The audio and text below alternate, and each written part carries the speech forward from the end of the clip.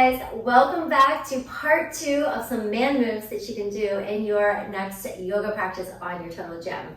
Now we just went and covered in part 1 the sun salutations, a nice little flow to warm you up. This part 2 is a continuation of more flows of how you can get your body moving in and out of stretches to really open up your muscles, release any type of tension, de-stress your body. There's so many benefits to doing flexibility and yoga type training. So you can definitely check it out into the blog on our part 2.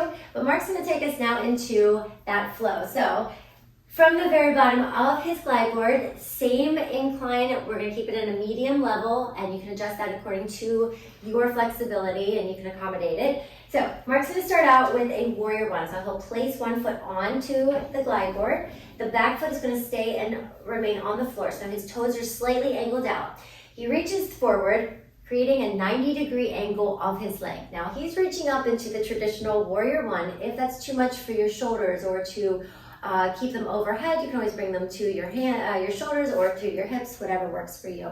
So he's holding this as an active stretch. So he can deepen into it. And then from there, he takes his hands down onto the glide board and takes that leg to the outside and onto the floor, bringing the glide board a little bit closer so you can drop the back knee and really lunge into this runner's lunge. So as you can see right now, he's lifting up through the chest, his back is elongated, his neck is lifting up, and he can add a little bit of a rotation into his spine. So same arm, same leg, he's gripping into that leg so you can either open up through the hip or he can push the knee in towards the glide board and twist his body into it to get that rotation of his spine. So you can kind of play with this motion.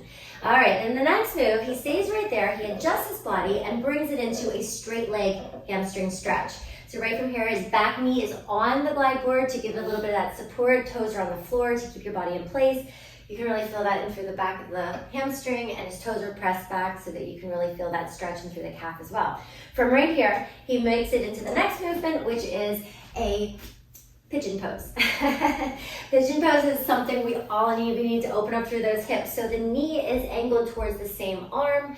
You can do whatever feels best for you in this position. And with the glide board, Mark, you can open and close it just to kind of move through that position, letting the glide board move you through different ranges of motion. You can drop your body down closer towards the glide board, hanging over that leg, however you want to stay there, but you want to really breathe into it.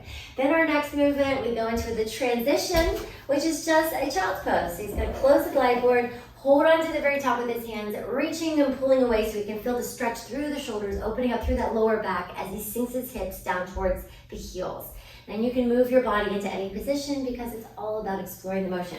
Now he's ready to start the whole thing on the other side. So we'll go through it one more time. So he takes the other leg onto the glide board, foot is facing straight ahead, the back foot is angled out to the side, both heels and feet are flat as he slides into the pose. So he has to really gaze and keep his focus so that he stays balanced on an open glide board.